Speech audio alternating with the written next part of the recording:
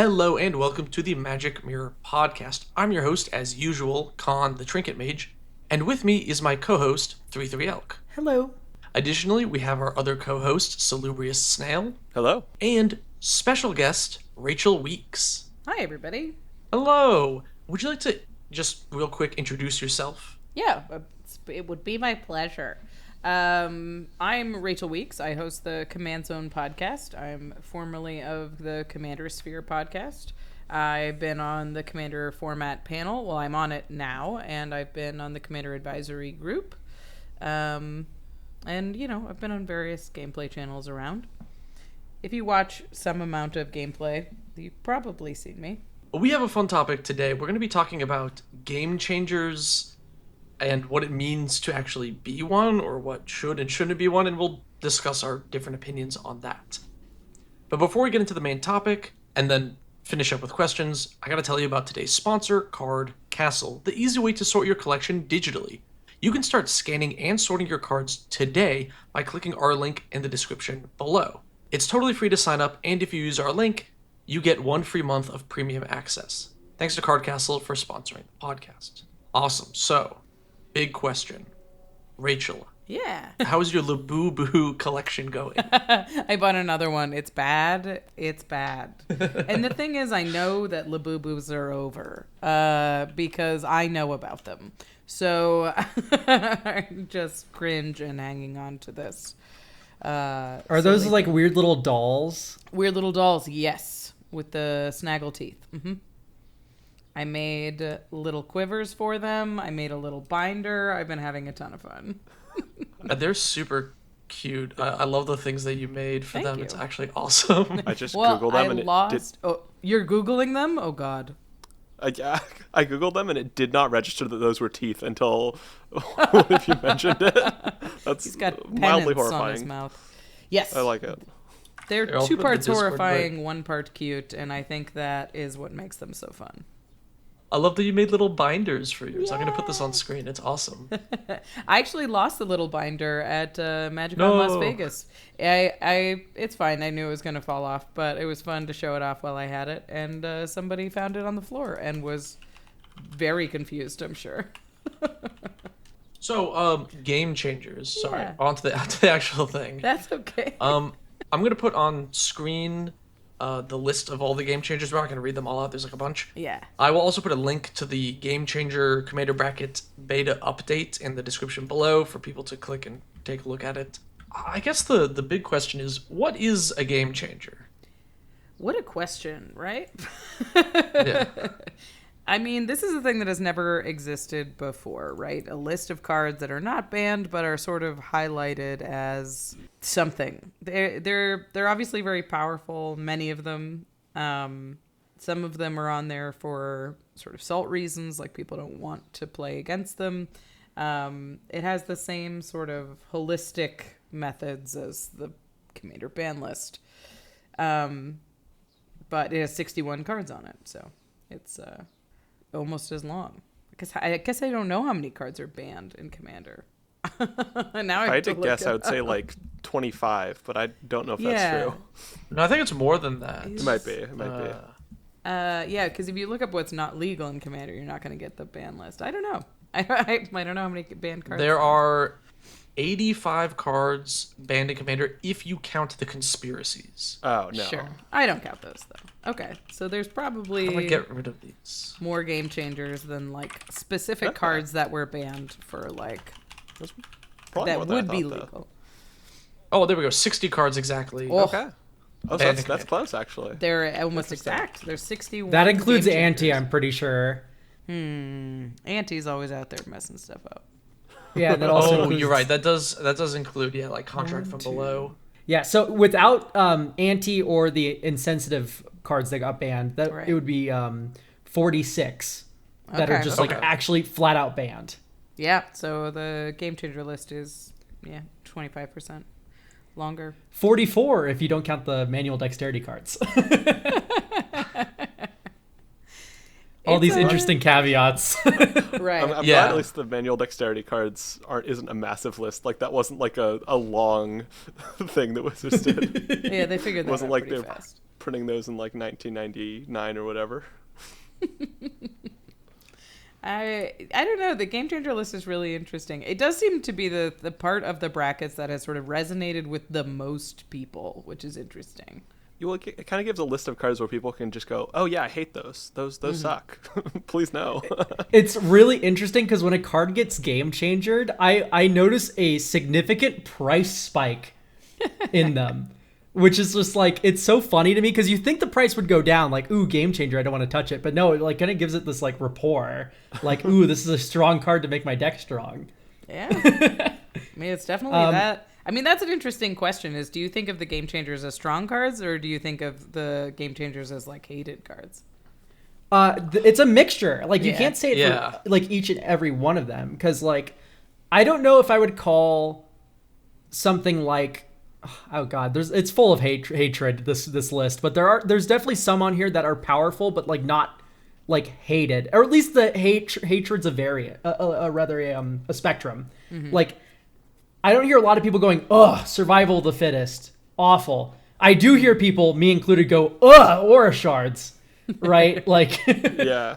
Although I could also see players kind of glossing over aura shards before it being on the game changers list, and then suddenly going, "Oh wow, that's disgusting." If they hadn't played against it before.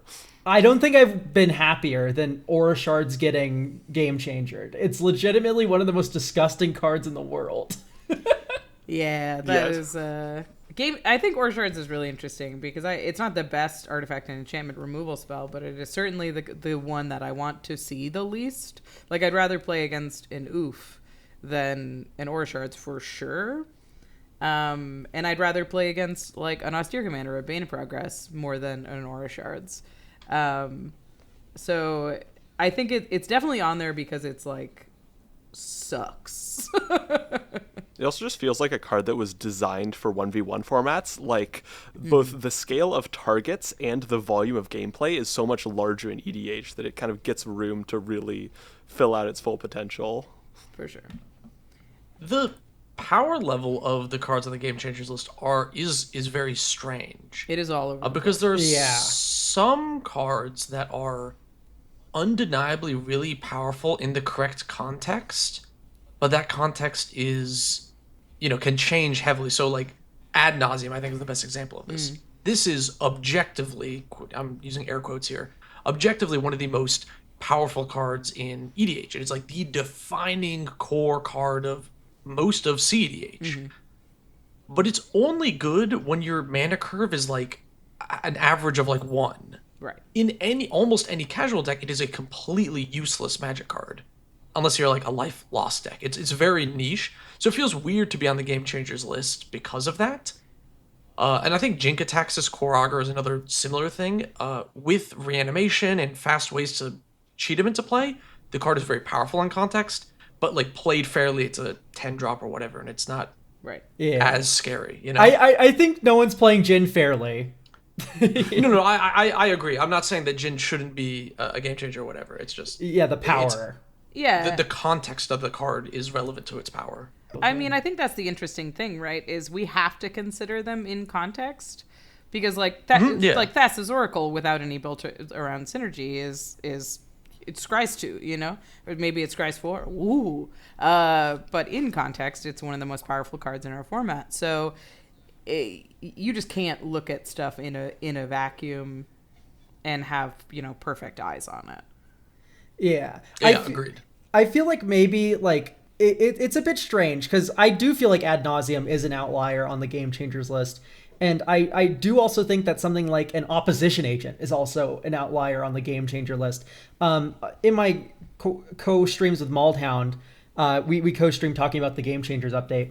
And we were both definitely of the mind that Game Changers are meant to be not only like a stopgap where you still get to play with some power in 3, but not too much, but also like a quarantine for cards that would blow up a bracket 2 game or a pre-con game, right?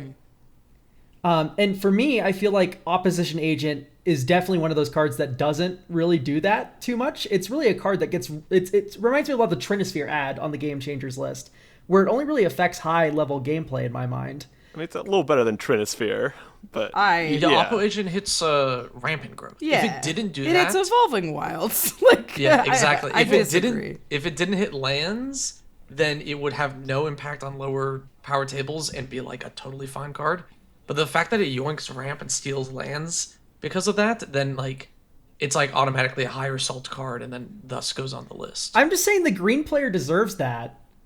I mean, I agree with you, by the way. Here's- I'm here for that. Here's the thing. I think in bracket 2, there's no deserves, right? Like it's if you're playing in bracket 2 and you're just like, I built my green deck and I'm just here to play dinosaurs and I got home from work and I'm hanging out with my friends and I haven't listened to any content and I haven't really tried to build a good deck. I'm just here to hang out and somebody casts an opposition agent on you. You can't be like, nobody's thinking, oh, what I was doing was broken and I deserved that. They'd be like, hey, like, really? You're gonna, we get to play twice a month and that's what you're doing? So you do have to think about it in the context of people who are just like, don't get to play Commander, don't expect that kind of answer, are not prepared to play against it, and it's going to really bum them out. You know what I mean? Bracket 2 is Yeah. also like kind of almost moderated by Wizards of the Coast in the sense that like it's semi tied to the precons, which I think are generally sort of coordinated to be similar power levels across colors. Like Wizards of the Coast is not trying to print a bunch of powerful green precons with the, you know, crazy land ramp. They're trying to balance it out a little bit. So I think as you get kind of lower down, it becomes a little bit less of a thing. Although also as you get higher up, it's almost like the kind of the green deserves to be punished for ramp is like a bracket 3 specific thing in some Yeah. sense. Yeah. But I to that don't- extent, you know, like not necessarily game changers, but we do have Magus of the Moon and Harbinger of Seas behind that bracket 4 MLD tag, you know.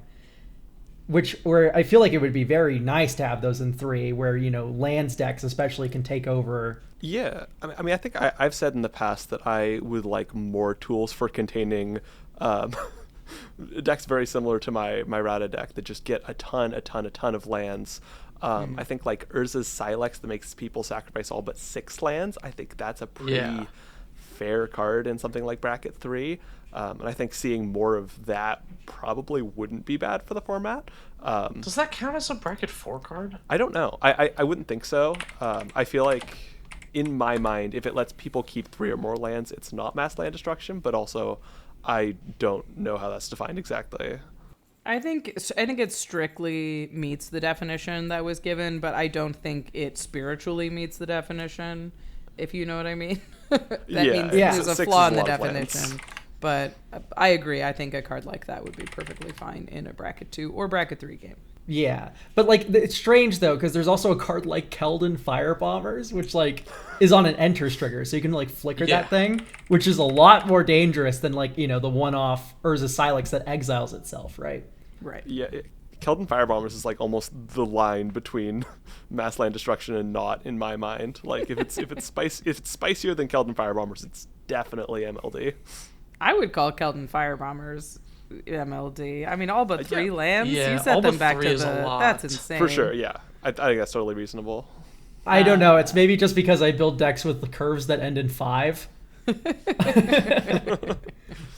Yeah, I mean, so the thing about game changers is like, for me, the line for game changers is what do we want to keep from bracket 2 games explicitly, right? Because like if you're playing bracket 2, you're like, I'm safe from Wristic Study, I'm safe from Cyclonic Rift, I don't have to play against Aura Shards, and there's something that explicitly says that. So if you're like, all right, I guess the line for MLD is a little higher, but I just mean in game changers in general, a good idea when you're looking at a game changer is like, would I put this in a precon? Would you expect to see this in a precon? And like, would I feel bad if it was in my hand and I was playing against a precon? But that's a really long list of cards, so it has to be a little bit more succinct than that. For Yeah, sure. because I definitely think right now there's 61 cards on the Game Changers list, Yeah. right? We said. Yeah, 61. Man, I feel like it can't get too much bigger. I feel like at 61, in franchise players like me can easily somewhat think about what is on there. Mm-hmm. But like if it gets any bigger, I feel like the bloat starts to take in, and then it becomes a bit too much to keep track of? I think 61 might be too low. I think we went too far. You think it's too low or too many? Too long. I think 61's Oh, too many. oh. I think so too. Yeah. There's a couple cards on here that are like powerful synergy engines. Like I don't think Field of the Dead should be on this list. Oh, really? I know. Yeah. That was gonna be my next question. I want to see what everyone thought. Yeah. If you had to take some things off the list. Yeah, that was what would you take also off? like the rules committee isn't like a hive mind, right? Like you all have your own opinions of the Yeah, list. absolutely. And at the end of the day, like I don't have a permanent say. I throw my vote in. I tell you what cards I think should go on the list, and other people have a say as well. Like there's some cards on here that I absolutely think should be on here, and there's some cards that I feel like is a step too far. But What would you say is a step too far other than Field of the Dead? I think crop rotation is one I've gone back and forth on. Gamble, I think, is one I've gone back and forth on. I think those are pretty close to the line. And if they're close to the line in my mind, they should just sort of not be on the list. Because there's a lot of things that are close.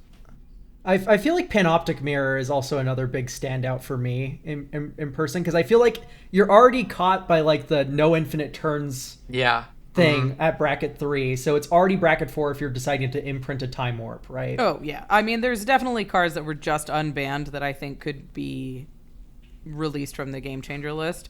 It's just sort of to show a bit of a process to, so we're not going immediately from banned to free everywhere. That's a very drastic change. I find it interesting that you mentioned crop rotation, because that was the one that got added most recently that I wasn't sure about, that I probably wouldn't have added, but that was also because Field of the Dead was added. So I think if Field of the Dead wasn't on the Game Changers list, I might modify my view of crop rotation a little bit. Yeah, Glacial Chasm's like the bigger offender in my mind. Like being able to crop for Glacial is insane. I've won so many games with a Glacial Chasm. It's crazy. That card's messed up. I mean, crop rotation's really interesting, right? Because it's a lot of the lands that you are tutoring for that would be a problem are also on the Game Changer list.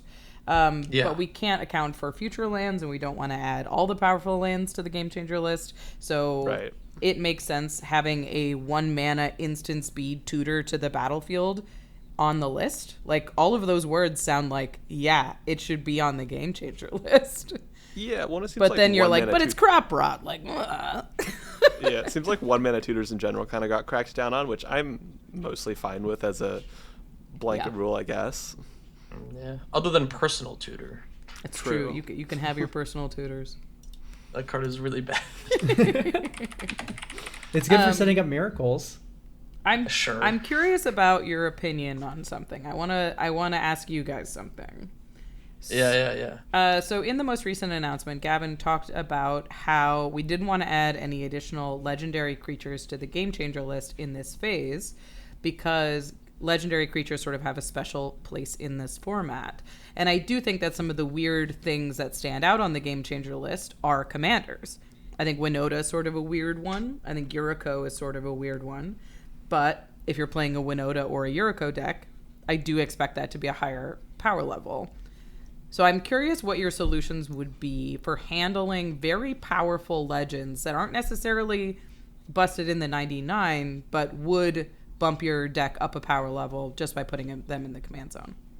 I think it's kind of a question of how much you trust like EDH players as like a cultural group to moderate this, because if everybody knows that Kinnan and Yuriko and Winota are disgusting, and everybody knows that they belong at a certain bracket level, or maybe a weaker Winota belongs in 3, maybe a stronger belongs in 4, etc. If people have a strong idea of that, I think that you don't need it on the Game Changers list. And so I think it would be interesting to try not having them on the Game Changers list. But, at the same time, that obviously you'll still run into kind of the newer players who haven't seen these before and might get taken a little off guard.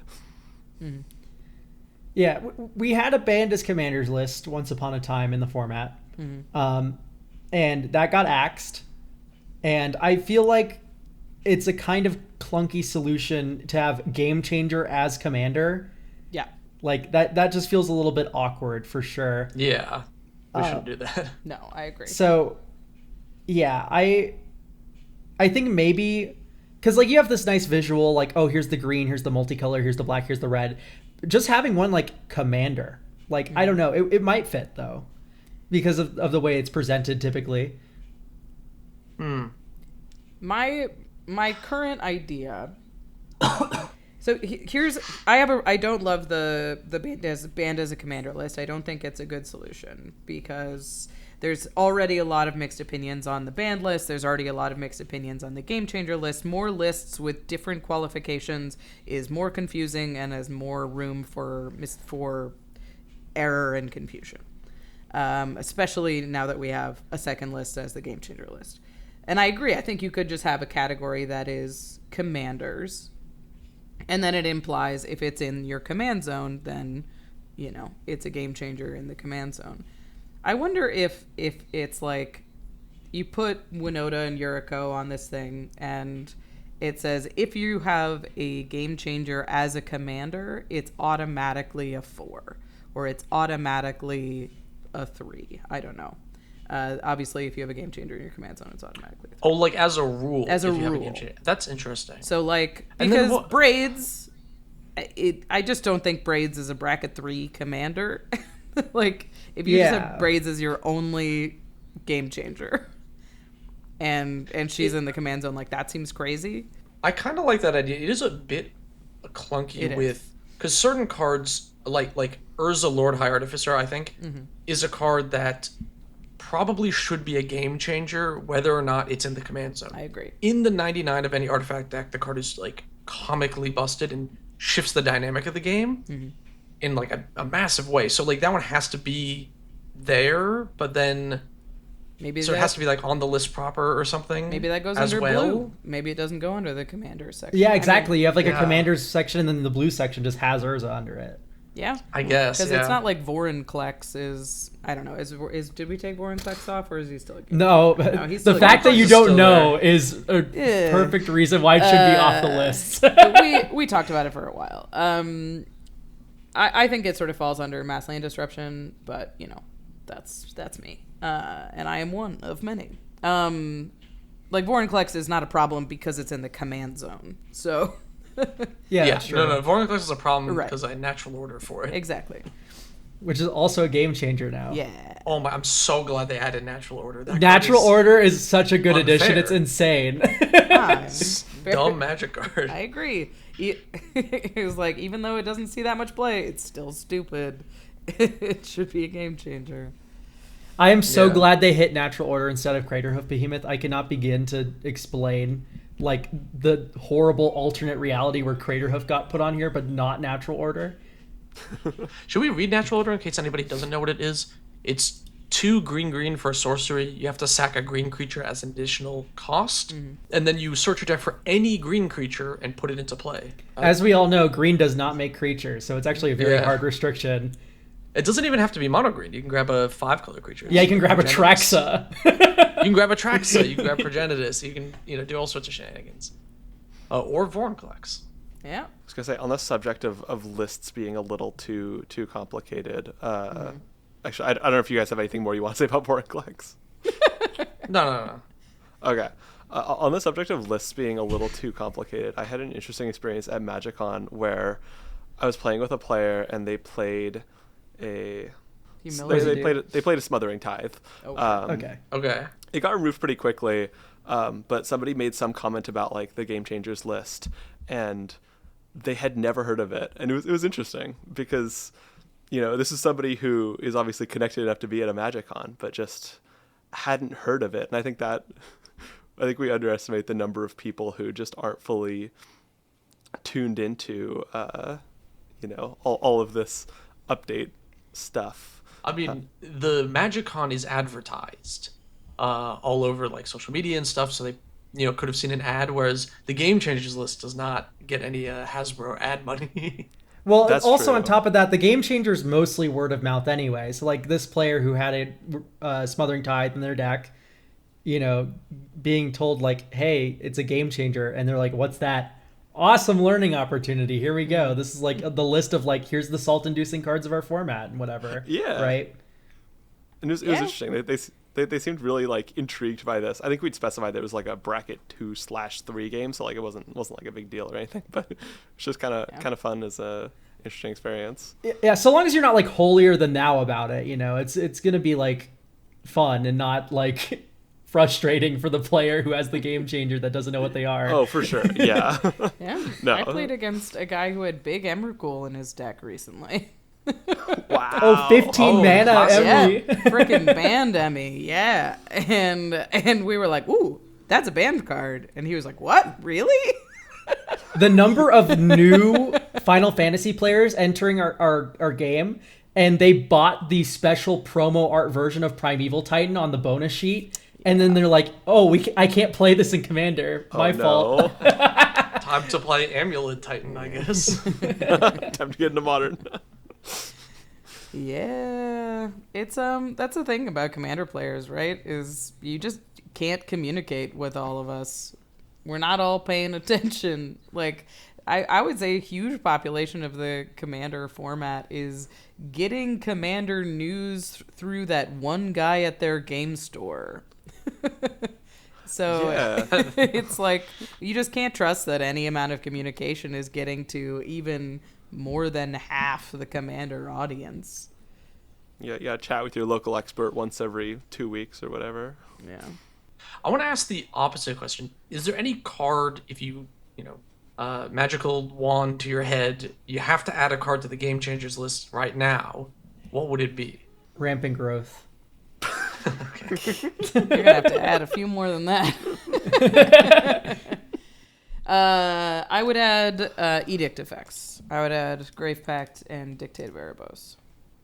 Yeah, Okay. that's a pretty good suggestion. I think for me it's Farewell, especially with Teferi's protection getting game changered as well. It's like that's yet another thing that bracket 2 doesn't have. The big dinosaur player doesn't have to protect their giant dinosaurs against Farewell, right? You need to be in blue, or you need to be in white with like now it's only Guardian of Faith or Clever Concealment basically in white that gets it done. There's just so few answers to it. Mm-hmm. And for me, I think at bracket 2, the big stompy player having the protection spell in hand shouldn't be punished for having their board in play. Oh, the 3-hour bracket 3 game I had in MC Vegas also had a Farewell in it, so I am definitely on board with that. I think just a really hard reset like that probably doesn't belong. Well, especially because like it just slows the game down a lot in a lot of cases, and that is one thing that bracket 2 does not need. I'm kind of with the Farewell. I'm gonna play devil's advocate a little bit. Okay. Do you think play of the game should be a game changer? Or I need to read what it play of says the game. No, exile yeah. all non-land permanents. And it has assist as well. Yeah, It does. I There's considered also it for my 2 in a a- giant cube. Yeah, there's a couple of board wipes that exile a lot of stuff. There's not a ton I of them. feel like the most egregious part about Farewell is the modality. Sure. So it can become one-sided, which is, Yeah. and also the fact that it hits graveyards retroactively exiling like a black player's graveyard is also slowing down the game in such a major way that play of the game doesn't. Yeah, I kind of, I mean, I don't like, exile all. I think there should be less of that, and I would like to see less of that, but I think the graveyard thing is definitely what puts Farewell over the top for me. Okay. Now, I think the modality thing, that's definitely strictly a power upgrade, and so that kind of comes back to the question of, okay, are we banning, or not banning, are we game changing Game-changing. Farewell due to power reasons or due to salt reasons? I think it's mostly salt reasons, but does power contribute to that? I don't know. My favorite answer for that kind of stuff is both. It's like Cyclonic Rift sucks to play against because it both slows the game down and is too powerful. Like if it hits both those those boxes, then it's a great one to look at. And I would say Farewell gets pretty close. Yeah, I feel like for Artifact or Enchantment decks, Farewell is just so grody because it becomes a Cycryph that exiles everything. I also have a major burning question about game changers for basically all of you. Are there certain things like that don't even belong in bracket 3? Because for me, I hate Wristic Study. I would love to see it banned, honest to God. Me too. But I think it's reached like a Soul Ring level grandfathered into the format state. But I still like hate it in bracket 3, even though it's like I can deal with it. And then also on top of that, there's like the One Ring. All of my removal needs to exile because the One Ring exists. Mm-hmm. And if I don't exile the One Ring, it's a big issue. I don't think it's got the same Soul Ring, grandfather into the format, because people like Soul Ring. People actually think Soul Ring is like a cool card. I don't know how many people think Wristic Study is a cool, fun card. Yeah, I'm just saying, like, I'm afraid it's reached that status, like, at least, like, in the upper zones of the decision makers, so to speak. I mean, people definitely feel that way. In my video from yesterday, I talked about how I kind of want the card banned, partially for CDH, because you can't opt out of it, and it's so disruptive in CDH, it's really awful. And it's also just like a hated card, but there's lots of people who are like, oh, I love my Wristic Study. It wins games for free. And it's like, yeah, that's the problem. Like, yeah. I think Wristic Study is the closest card to the ban line that is legal in Commander right now. That is, and it depends on what member of the CFP that you'll talk to, what side of that line it is. More and more, I think it's over the line. I wouldn't be surprised or upset to hear that Wristic Study was banned. A lot of people would, and I don't know if that kind of change in the format is sort of welcome right now. I also don't know if a ton of people are really interested in that. So, because we do have to... Yeah, I don't know. At the end of the day, Commander is the people's format, right? And if people like playing with the card and it generally is fine, it's very hard to ban. But I agree. I think Wristic Study is a meme that people hate playing against at this point. So for me, it's crossed over into bannability. But the goal always is no changes, I think. Unless drastic action needs to be taken, of course. Right. If format shakeups are bad usually. Yeah, I'm not asking for the sake of a format shakeup. I think Wristic Study is by and away like one of the most miserable cards on earth. Yeah. For the format.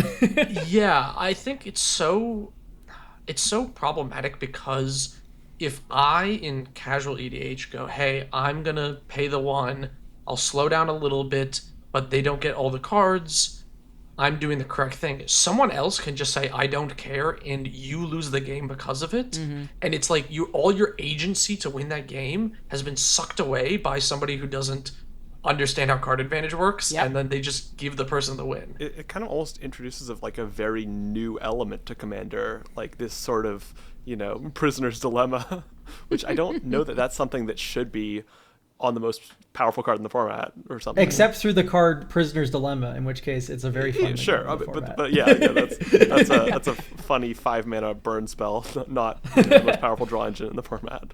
Yeah. Also, just like going through the lens of CEDH, where basically the Wristic Study meta we're in is a giant rippling wave from the Dockside Extortionist ban we had a long time ago. Right now, like it's been a year or so now.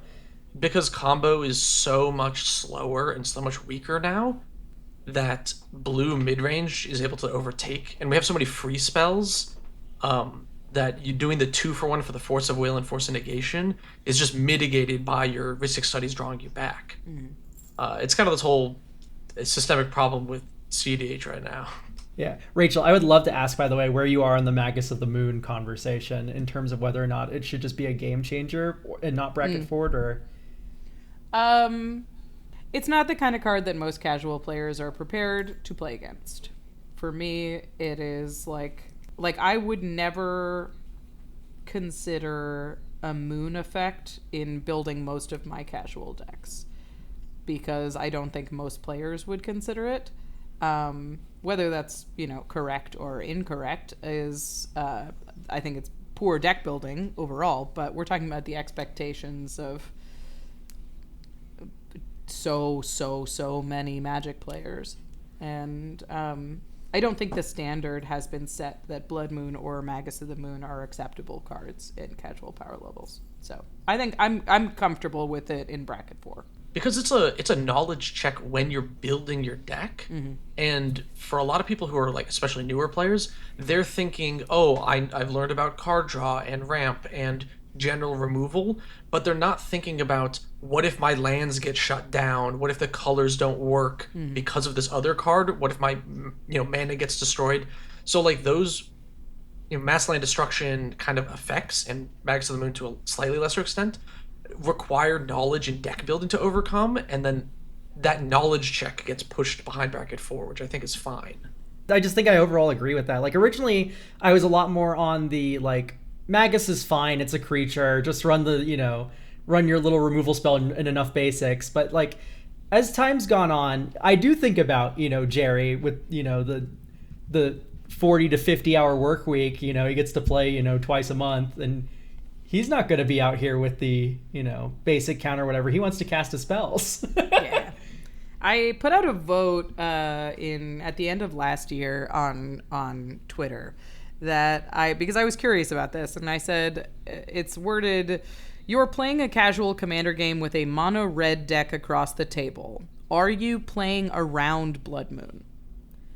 Are you fetching for basics? Are you thinking about this when you mulligan, that kind of thing?" And 36% of people said yes, and 64% said no. They're not expecting a Blood Moon to show up at that table.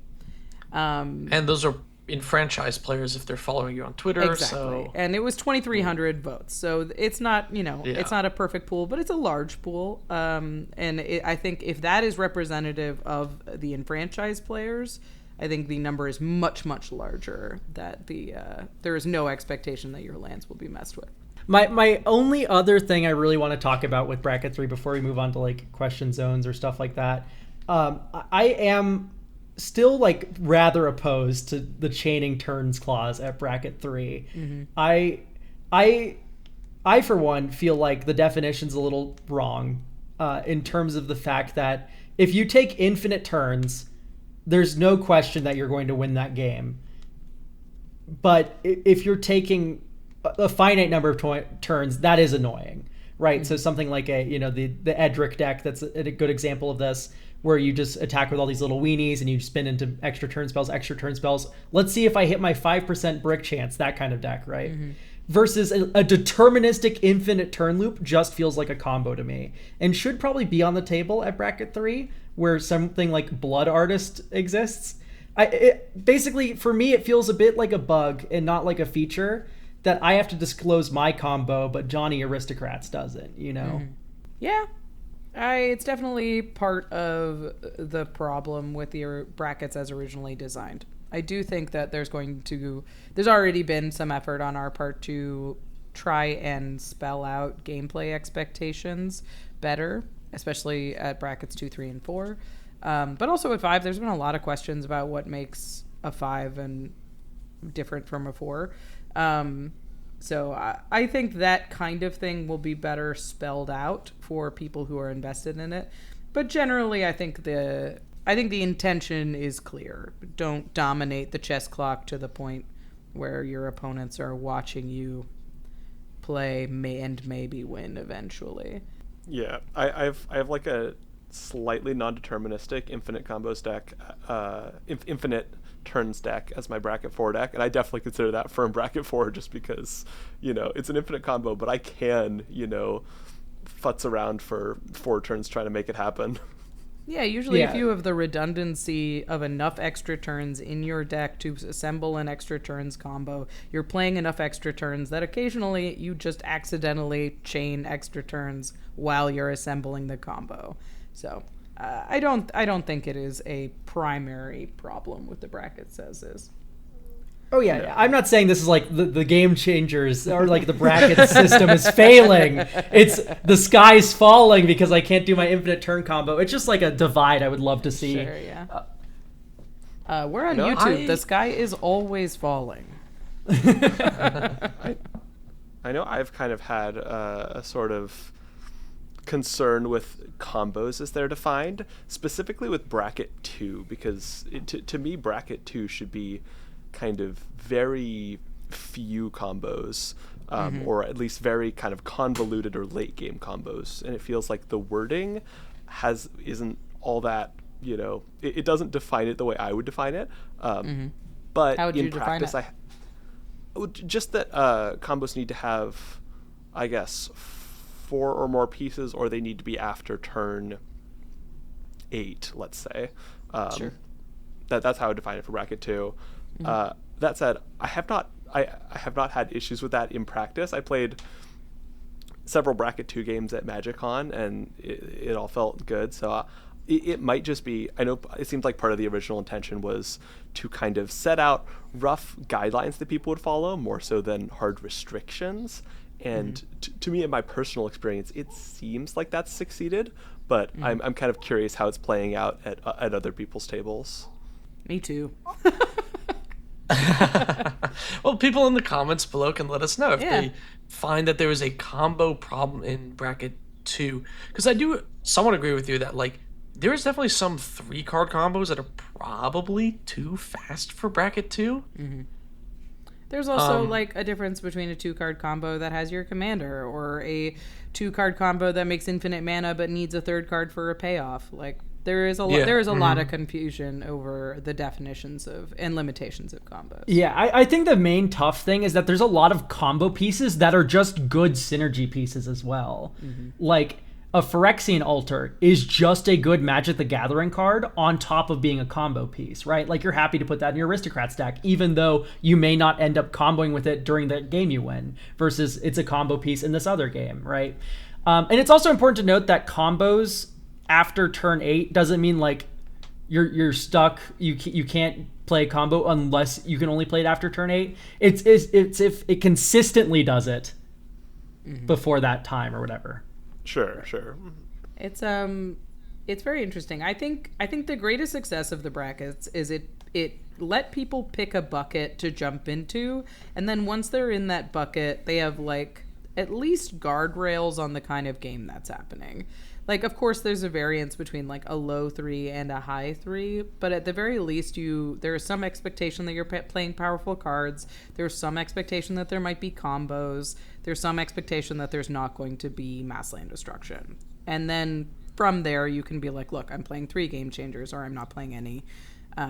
This deck can win on turn 7, but it's an aggro deck, like, it lets you get closer before you start having a conversation, rather than just being, like, on 2 different sides of a field shouting at each other doing your best. Yeah.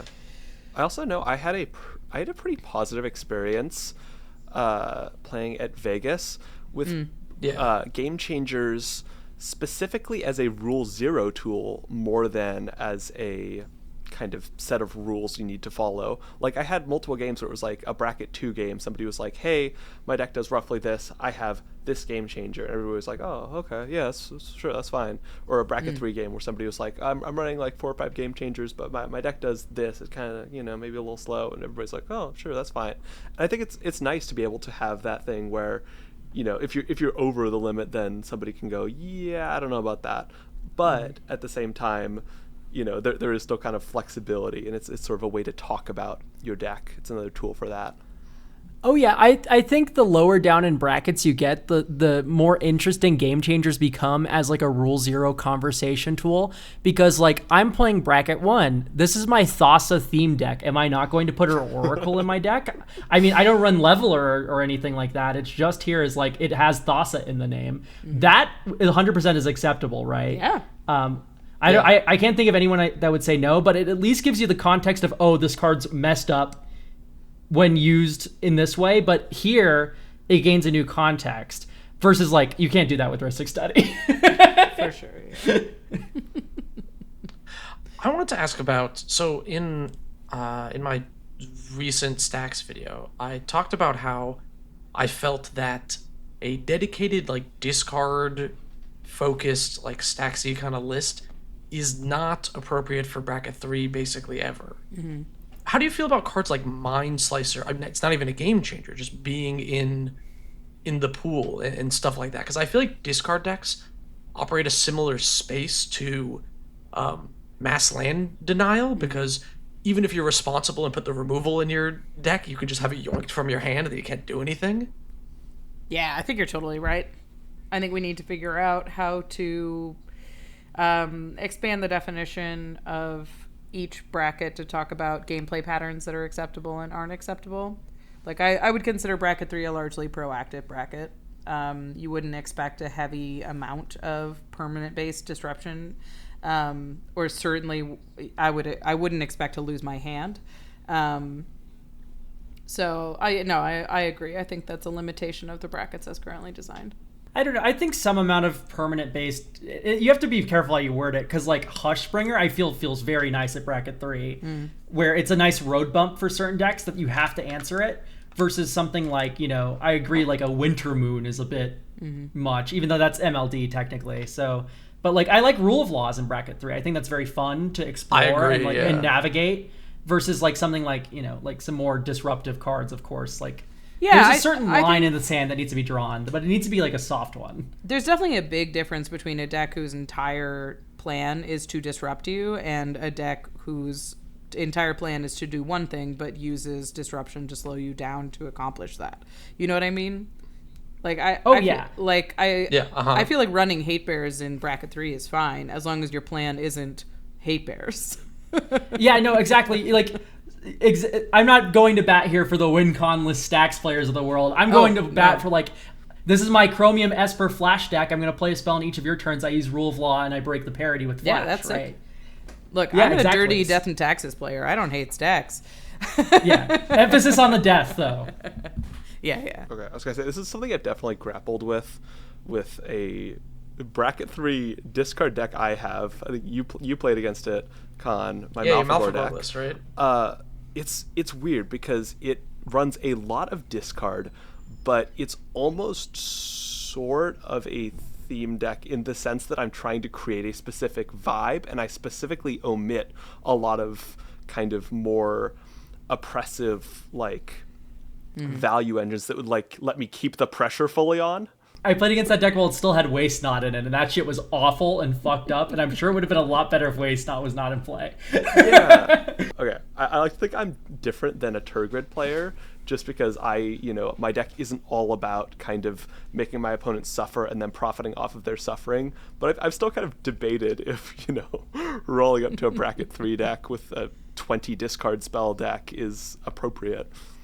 I mean, that's the beauty, right? Is you get to roll up to bracket 3 and be like, look, I don't think this is crazy powerful. It's not very fast, but this is what it's designed to do. Are we cool with that? Like, the brackets won't do all the work for you, and I love the idea of this list. I've listened to you talk about it a few times and would love generally to play against it, because that's the kind of games I'm into. I want a puzzle I can squirm my way out of, right? But if you're talking about Jim, who plays Magic twice a month and wants to play with his dinosaur deck, that's probably a bracket 3.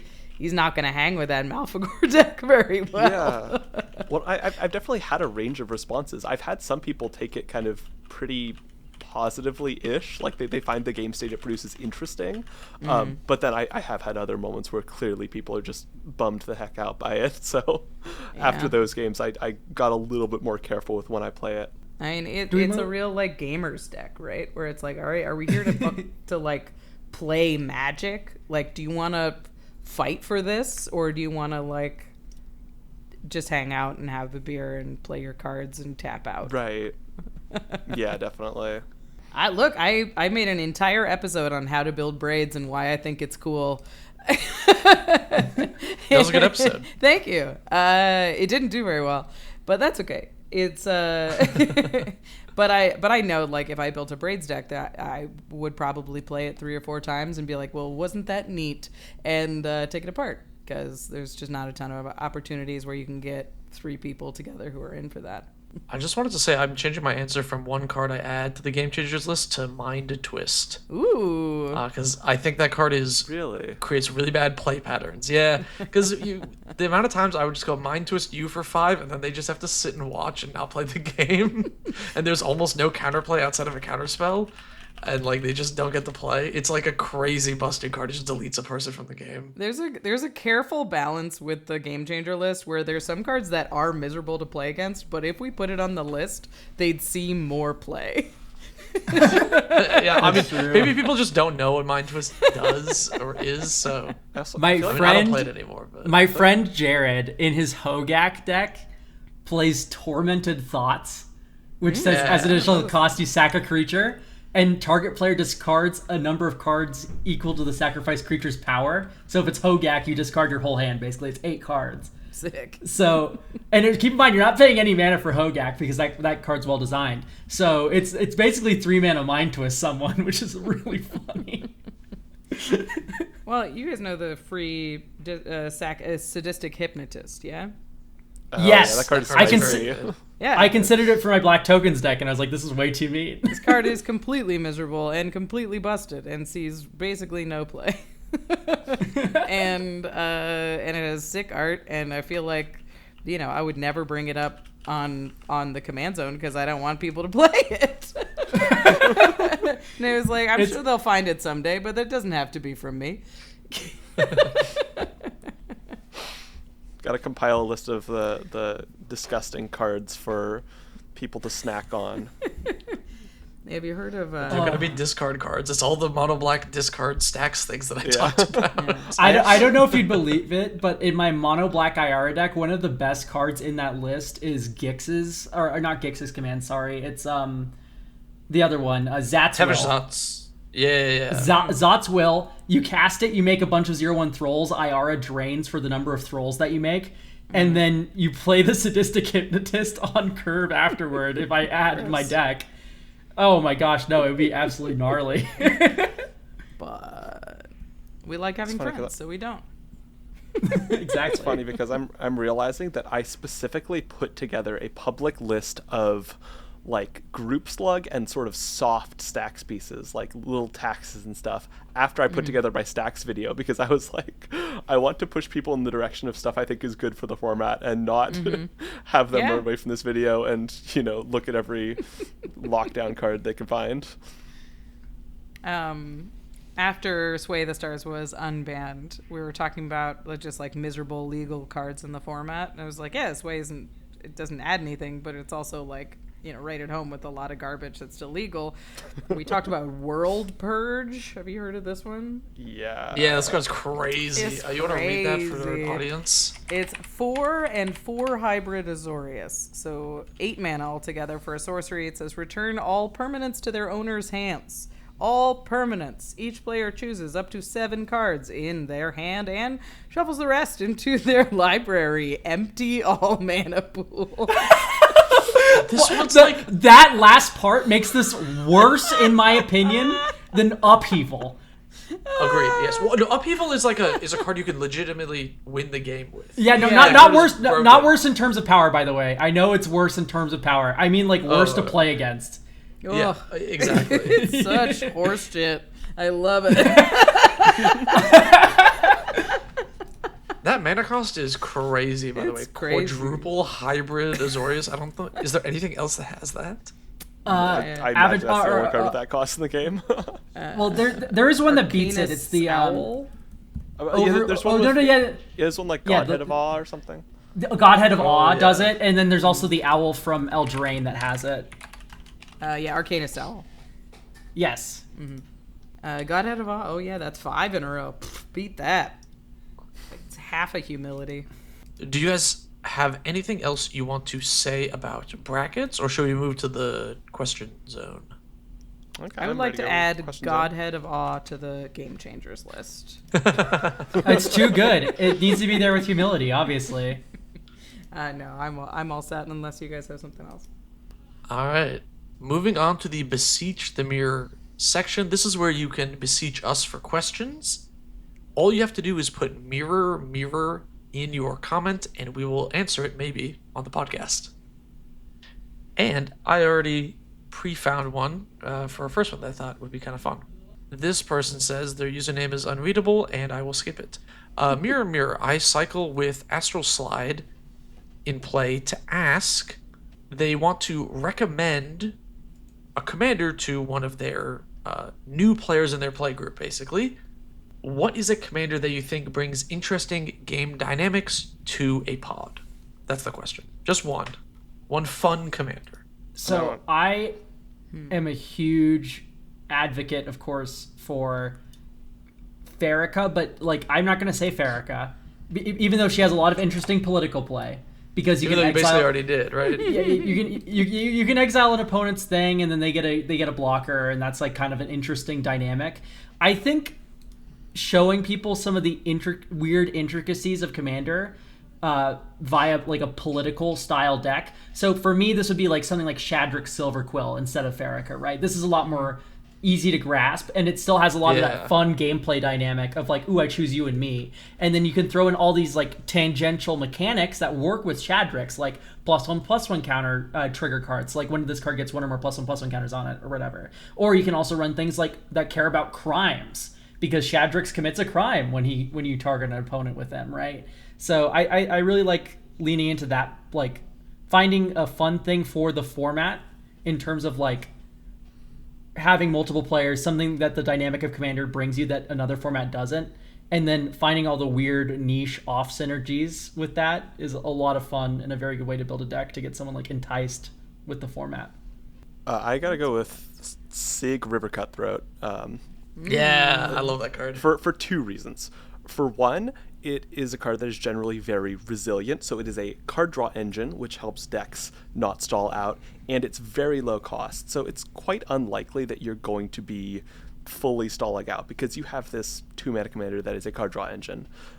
Secondly, it encourages kind of a wide variety of different play paths. Like, I know, Khan, you've got your kind of super fun, almost group sluggy political version of that.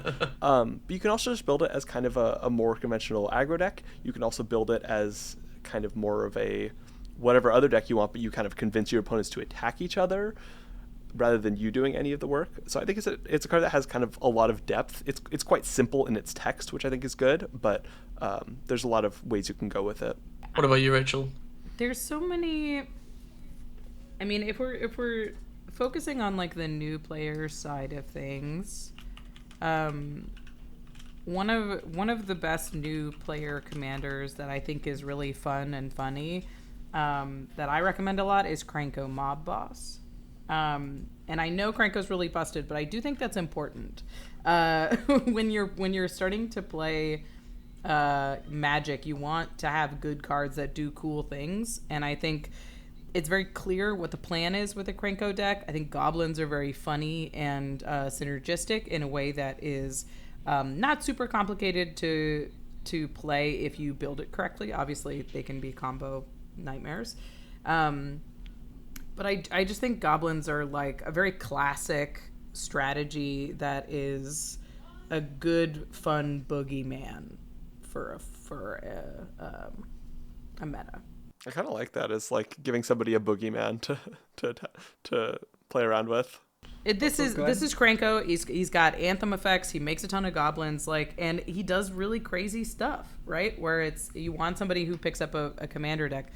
Something that somebody told me was like, when you're teaching people Magic or you're bringing people into a play group, your goal isn't for them to learn Magic. It is to get them to play another game. Your entire goal is to get them to play a second time, and then after that, play a third time. And giving them a cool deck that's funny and has like really cards with a lot of personality, and you get it and you're not super confused by it, is like, I think, is the whole thing. But Yeah, I'm always scared to give someone like a Feast or Famine style deck, though, which is like something Krenko can kind of fall into if built like fragilely. It's always a bit terrifying of like, oh, this player's going to get Krenko shot because Krenko's scary, and then from there it costs 6, and then he's going to get shot on sight again, and now it's 8, and, this player didn't get to enjoy a game of Commander, because their Commander was a boogeyman, right? the assumption is that if you're introducing a person to Commander, that you are not immediately killing their Commander on sight. But yeah, exactly. But like, if you're going to the local game store and Joe Schmo 1 and 2, Absolutely. you can't really. That is fair. I'll speak of something like Joda the Unifier. You just need to kill that in order to not lose in 2 turns. So I agree. Yeah. There's definitely a balance to be struck between something resilient, not going to get immediately knocked down, but still something that has, as you say, personality. I like that as a kind of a thing. Yeah, I'm not trying to totally counter Krenko, by the way, because like Krenko can be built with a Goblin 99 that is strong enough to live, because goblins are just very good. Yeah. Also, if I could unmake any card, it's Jodo. Sorry. Oh, yeah, that's fair. I want to recommend a criminally underplayed commander that I think creates a lot of fun table dynamics. And that's Guafa Hazid Profiteer. I love that card. It's a spicy card. It's I'll read it for people because they probably don't know what this card is. He's a blue-white 1 for a 2/2 human rogue. You can pay blue and a white, tap, put a bribery counter on target creature you don't control. Its controller draws a card. And then Guafa says each creature with a bribery counter on them can't attack or block. So this leads to a lot of really fun situations where like they move to combat and you're like, hey, is that coming at me? If it is, maybe I'll bribe your big creature or whatever. But then you can also use it to give political favors to somebody. If they have a mana dork in play, they probably weren't going to attack. Maybe they block with it, but they probably weren't going to attack. And you could offer them a card for a favor. I'll bribe your Birds of Paradise, and yeah, it can't block, but you'll draw a card, and you can do this for me. And I think talking to the table is really fun, and it is a unique aspect of Commander that a lot of other games in general don't do. So I think this is really kind of exciting for new players, if they're the type of person to talk to the pod. Do you ever long flicker this or phase it out as a political tool? Because that seems kind of funny. I am really considering building this deck again because it's one of the first commanders I ever built, and I think he's really cool. So maybe I will consider that. Guafa phasing, be still my heart. Yeah. Oh, it's nice too because the new dwarf got printed that says whenever an opponent draws a card, if it isn't that player's turn or whatever, you make a treasure token. There's a lot of cards now that are synergizing with the white group hug draw effects, and we also have things like Fairy Mastermind too, which will if you do it on their turn, you can profit a little as well. Big Man with Large Hands asks, Mirror Mirror, I leave a comment starting with Mirror Mirror to ask, how do you decide when to retire a deck? When I stop having fun with it. I don't know. It's just not that complex. If I don't like the deck anymore, I'm just going to go, all right, hanging up the hat. Sometimes I'll keep a deck that's sort of become a little boring to me if I feel synergy is right around the corner. This isn't the case, but if I've said, for instance, Tekethal, my proliferation combo counters deck, if I got bored of that deck, I wouldn't retire it right now because Edge of Eternities is coming out and the Jeskai Precon is proliferation and charge counter based, which is what my deck's doing. So I'll hold out hope a little bit if I feel like synergy's right around the corner and a new breath of fresh air is going into it. But typically, if I find a different commander that I want to do something that the current one is doing, I don't want to overlap that at all. Or if I just stop finding the deck fun, which I feel like is a lot more of a, agreeable notion for most. I think typically for me, it's either if I decide a deck isn't fun or if I build a different deck that satisfies the same itch that I'd built the previous deck to satisfy. I've done that before. I built a deck because I wanted a deck that does X, Y, or Z. And then I built I found a better vehicle for that and I swapped it out. I think that's kind of fun. It's like an optimization task. I definitely retire a deck when I stop looking for cards for it.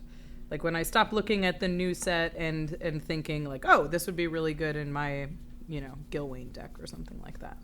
And then if I realize I haven't made changes to a deck in 6 months, it's a pretty good clue that I'm not as into it as I used to be. Linda. I had a Linda Cheerful Tormentor deck, and I don't think we've gotten new curses for 4 years. Yeah.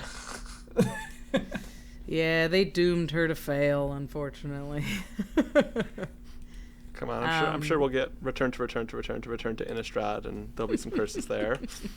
I think I retire a deck when it peaks. When it does its thing so perfectly and I have a phenomenal game with it, then it's I've done the thing. I'm done with the deck. I've played some decks one time and then scrapped them if they work perfectly. See, that extends its life for me. I'm like, look at it go. That was incredible. Yeah, for me, I'll. This is most apt with Kellen, where I try to win the game with the same exact lock every time. I will never get sick of melding Brazella. That is like one thing. Like I feel like a little kid flipping my cards around in the sleeve and making it into one big card. It's so funny.